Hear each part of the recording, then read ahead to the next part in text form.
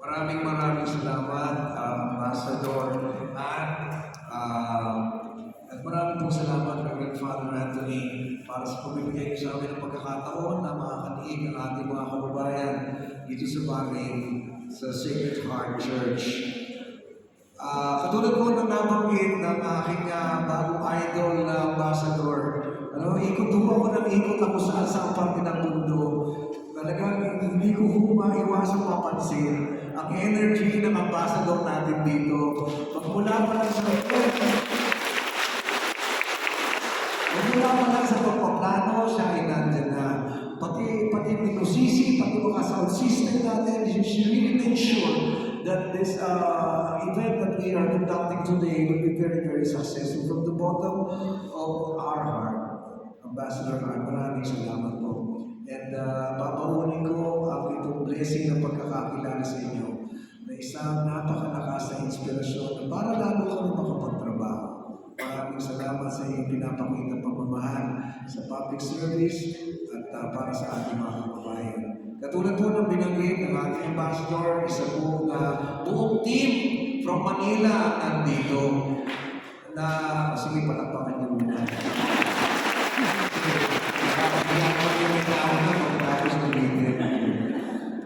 Kasama natin from ang ating from the OIC ng Migrant Workers Office, Celia Cabanona. Isa pa rin, tuwa ako na nakilala ko ang ating Board of Trustees. Ito po talagang lakasan natin ang palakpakan sa pagkarbawat isang hindi po na rason. Bawat po proyekto na aming isinusulong, nahihingi kami ng panggastos. Sila po ang nag-aaproba. Ang ating pong Board of Trustees, si Mama Estrella Anuevo,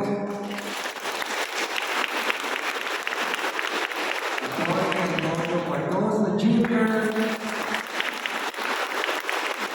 ating eksperto ni Bustes. Kasama rin natin ang ating direktor ng mga programs. Ito yung nag-iisip lagi, itong aking kinakalampag lagi. Ano pa ang ating mga programa na magagawa para lalong umayos sa buhay ng ating mga OFWs? Araw-araw na lang. Ito ang aking iniisip. Tataka ko isa, tatalo ko kami, pero isa lang naman ang gusto. Kailangan na makahusay ang inyong buhay. Kaya siya, dumating yung panahon, pati buhay nga niya, napabayaan niya, kakaisip sa inyo. Kaya ngayon, tumutulungan naman ako dahil hanggang kasama namin siya, Director Jocelyn Ortega.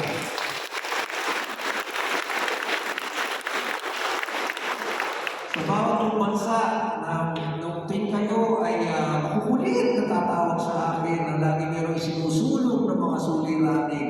Lagi ho ako meron tinatawagan ang aming general sa bawat bansa na yan. Dito ang kukulit ko, walang iba kundi si Welfare Officer Doc Adel. Ito ang ihawan niya.